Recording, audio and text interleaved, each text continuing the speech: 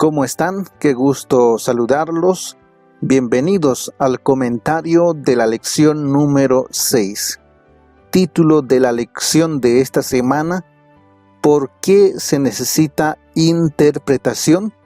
Debemos tomar en cuenta que no toda la Biblia tiene un lenguaje literal, sino también lo simbólico o metafórico. Además, fue escrito en solo 3 idiomas: hebreo, arameo y el griego koiné, y la que tenemos actualmente es un producto de una traducción. Por ello se hace necesario una interpretación. Vamos a considerar la temática de la lección de esta semana. Vamos a hablar acerca de el peligro de las presuposiciones. Vamos a hablar acerca de la importancia de la interpretación. Y vamos a hablar acerca de la Biblia y la cultura en la interpretación. Vamos rápidamente a la primera parte del estudio de la lección. Y vamos a hablar aquí acerca del peligro de las presuposiciones. Lo cierto es que nadie va a la Biblia con la mente en blanco o vacío, sino con algunas ideas preconcebidas o cosmovisiones que han sido heredadas, el cual muchas veces obstruye a la hora de comprender la verdad bíblica. Los discípulos también afrontaron ese problema a la hora de aceptar la verdad sobre el Mesías. La presuposición que ellos tenían era que el Mesías los libertaría del yugo romano. Pero cuando Jesús fue crucificado, fue muerto en la cruz, sus esperanzas prácticamente se esfumaron. Vamos a ver esto en San Lucas capítulo 24, versículo 21. Dice de esta manera: pero nosotros esperábamos que Él era el que había de redimir a Israel. Y ahora, además de esto, hoy es ya el tercer día que esto ha acontecido. Mientras 2 de los discípulos caminaban camino a Emaús, Jesús se aparece y sostiene esta conversación donde estos 2 discípulos revelan cuál era la concepción que ellos tenían acerca de Jesús. Para ellos Jesús sería un libertador militar que los iba a redimir del yugo romano. Pero cuando esto no sucedió, cuando Jesús fue crucificado, prácticamente ellos quedaron chasqueados. Por eso es que al estudiar la Biblia, nosotros debemos ir a ella con sinceridad y con humildad, dispuestos a dejar que el Espíritu Santo nos guíe a toda verdad, sometiendo a la autoridad de la palabra de Dios cualquier idea preconcebida. Nunca debemos creernos tener toda la razón. En el Evangelio según San Juan, capítulo 9, versículo 39 al 41, encontramos una conversación entre Jesús y los fariseos. Dice de esta manera: dijo Jesús, para juicio he venido yo a este mundo, para que los que no ven, vean, y los que ven, sean cegados. Entonces algunos de los fariseos que estaban con él, al oírlo esto, le dijeron: ¿acaso nosotros somos tan ciegos? Jesús les respondió: si fuerais ciegos, no tendríais pecado, mas ahora porque decís, vemos, vuestro pecado permanece. ¿Se dan cuenta? Estos fariseos creían tener toda la razón, creían tener la verdad absoluta, pero estaban al margen de lo que la Biblia enseñaba. Pero a pesar de ello, ellos no estaban dispuestos a reconocer. Ellos decían tener la razón. Decían no ser ciegos. Entonces Jesús les dice: mas ahora porque decís, vemos, vuestro pecado permanece. Nuestras presuposiciones pueden traicionarnos, pueden llevarnos por el camino del error. Por eso es que nosotros debemos ir a la Biblia con sinceridad y humildad, dispuestos a dejar que el Espíritu Santo nos guíe a toda verdad. Debemos someternos a la autoridad de la palabra de Dios, cualquier idea preconcebida que pudiéramos tener. Vamos ahora a la segunda parte de la lección. Y aquí vamos a hablar acerca de la importancia de la interpretación. La Biblia requiere de una interpretación porque, como ya dijimos al inicio, tuvo que ser traducido de sus idiomas originales: hebreo, arameo y el griego koiné. Y otro factor, porque no todo lo que está escrito está en un lenguaje literal, sino que también contiene lo que llamaríamos lo simbólico o metafórico. Por ello, la Biblia requiere de una interpretación. Vamos a referirnos a algunos ejemplos. Colosenses capítulo 3, versículo 12. Vamos a leer este pasaje como un ejemplo. Colosenses capítulo 3, versículo 12. Dice de esta manera: Vestíos pues como escogidos de Dios, santos y amados, de entrañable misericordia, de benignidad, de humildad, de mansedumbre, de paciencia.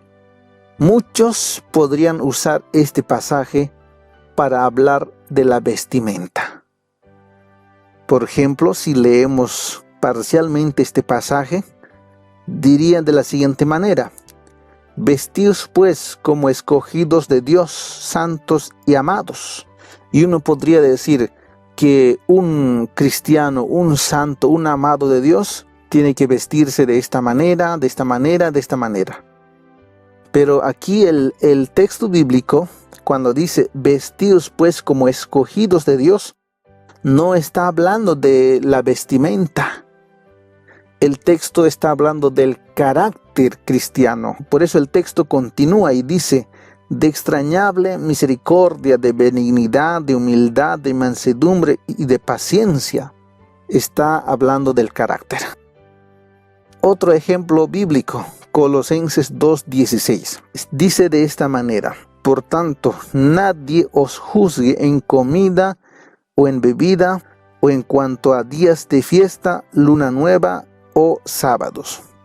Este pasaje, interpretado sin tomar en cuenta las otras partes de la Biblia, podría entenderse que ya no es necesario la observancia del sábado.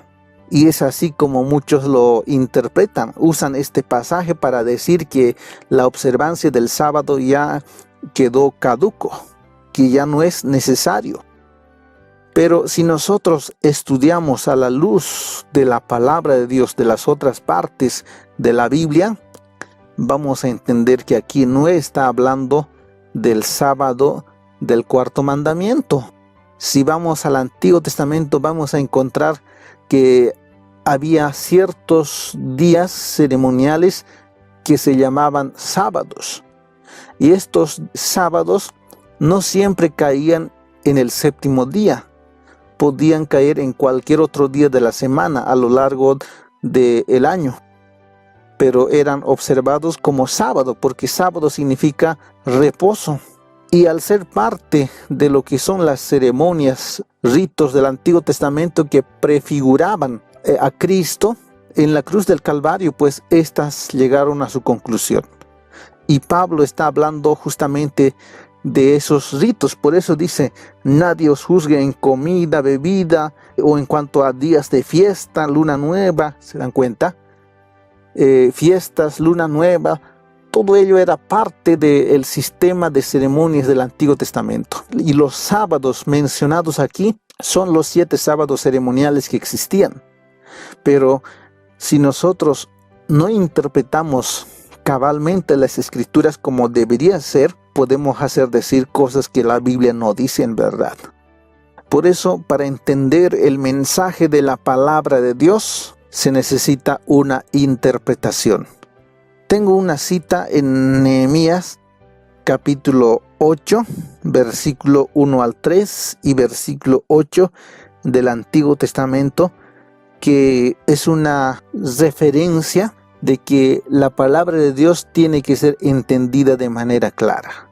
Dice de esta manera: y se juntó todo el pueblo como un solo hombre en la plaza que está delante de la puerta de las aguas, y dijeron a Esdras el escriba que trajese el libro de la ley de Moisés, la cual Jehová había dado a Israel. Y el sacerdote Esdras trajo la ley delante de la congregación, así de hombres como de mujeres y de todos los que podían entender, el primer día del mes séptimo, y leyó en el libro delante de la plaza que está delante de la puerta de las aguas, desde el alba hasta el mediodía, en presencia de hombres y mujeres, y de todos los que podían entender, y los oídos de todo el pueblo estaban atentos al libro de la ley. Aquí nos está contando una interesante experiencia del pueblo de Dios en la antigüedad. Esdras reúne a la gente y ahí se da la lectura del libro de la ley. Tomemos en cuenta que el libro de la ley era la Biblia que ellos tenían en entonces. Ahora, el versículo 8 nos dice: y leían en el libro de la ley de Dios claramente, y ponían el sentido de modo que entendiesen la lectura. Aquí nos está hablando de interpretación, de hacer que la palabra de Dios sea entendida con claridad. A eso se llama interpretación. Por tanto, aquí vemos que la interpretación juega un papel muy importante, porque de lo contrario, quizás no llegaríamos a entender el mensaje que Dios quiere transmitirnos a través de su palabra. Vamos a la tercera parte del estudio de la lección. Y aquí vamos a hablar acerca de la Biblia y la cultura en la interpretación. Sin duda, un factor a tomar en cuenta a la hora de interpretar la Biblia es la cultura del escritor frente a la cultura actual del lector. Por ejemplo, la cultura hebrea atribuía responsabilidad a una persona, incluso de actos que no cometió, pero que permitió que sucedieran. Por eso muchas veces se lo presenta a Dios como parte activa en algunos hechos que, según nuestra cultura, Dios lo único que hizo fue permitir o no impidió que suceda por respeto a nuestra libertad. Un ejemplo de esto es el caso de Faraón. En Éxodo capítulo 10, versículo 27 se nos dice que Dios endureció el corazón de Faraón. Obviamente el escritor se está refiriendo según el sentido de la cultura hebrea, pero según nuestra cultura esto se vuelve complicado, porque da a entender que aquí Dios actúa en forma arbitraria. Dios endurece, Dios ablanda a quien Él quiere. Dios decide quién se va a salvar o quién se va a perder. Según esta concepción, podríamos decir que Dios no respeta la libertad de la persona, el libre albedrío de la persona, la libre elección de la persona. Y no importa lo malo que hagas, si Dios decide que te salves, te salvarás. Y no importa cuán buenas cosas hagas, si Dios decide que tú te pierdas, te perderás. Eso sería la concepción que nos presenta.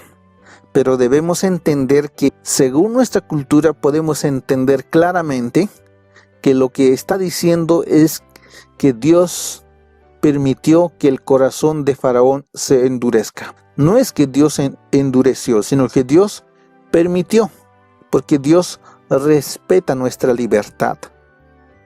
Otro ejemplo que podríamos citar es 1 Timoteo capítulo 2 versículo 12. Y allí Pablo prohíbe a la mujer hablar en público.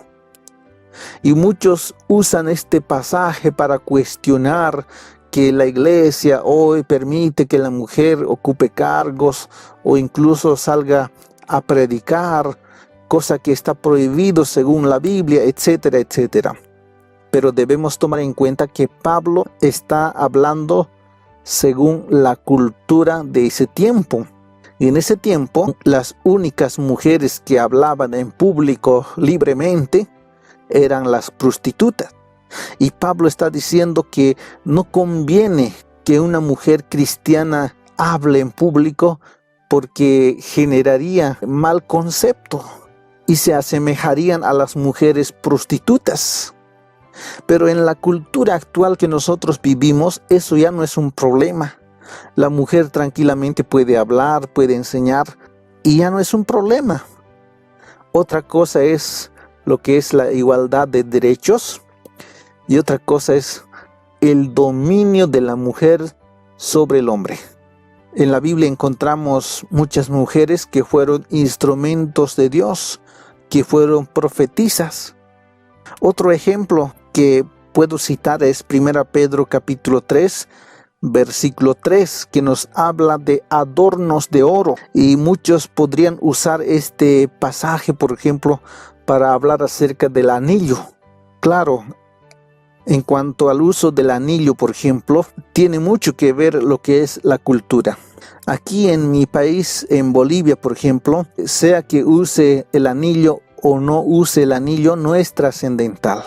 Pero si vamos al Brasil, por ejemplo, allí el uso del anillo sí es importante, porque el anillo representa el compromiso que esa persona está comprometido. Y aquella persona que no usa anillo da a entender en esa cultura que está buscando alguna aventura extramatrimonial. Es como si estuviera diciendo que estoy libre. Entonces esto genera un concepto un tanto negativo. Por eso es que los cristianos, hombres y mujeres que tienen ya una relación formal, usan el anillo. Pero sabemos que esto es solo una cuestión cultural, porque lo que importa es el corazón. Pero para no generar algunos prejuicios negativos, uno tiene que aceptar esa realidad. Pero lo que sí no cambia son los principios. Claro, las prácticas, las costumbres pueden cambiar, pueden ser adaptables, pero los principios bíblicos no son cambiantes. Los principios bíblicos se mantienen. Lo que antiguamente era pecado, el robar, sigue siendo pecado según la Biblia el robar. Eso no cambió en absoluto. Entonces, en esta parte de la lección vemos que la cultura juega un papel muy importante en lo que es la interpretación de la Escritura. Para terminar, vamos a hacer algunas aplicaciones a la vida. Necesitamos ser conscientes de que el pecado alteró nuestra relación con Dios, por lo que nuestra capacidad de entender las Escrituras también fueron afectados. Esa es una realidad que necesitamos tomar en cuenta a la hora de ir a la palabra de Dios.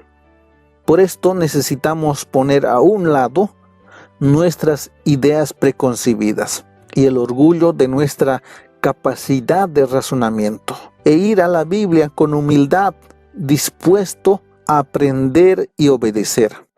A la Biblia no se puede ir a razonar, a discutir, a objetar. Tú no puedes abrir la Biblia queriendo respaldar tus ideas, tu raciocinio.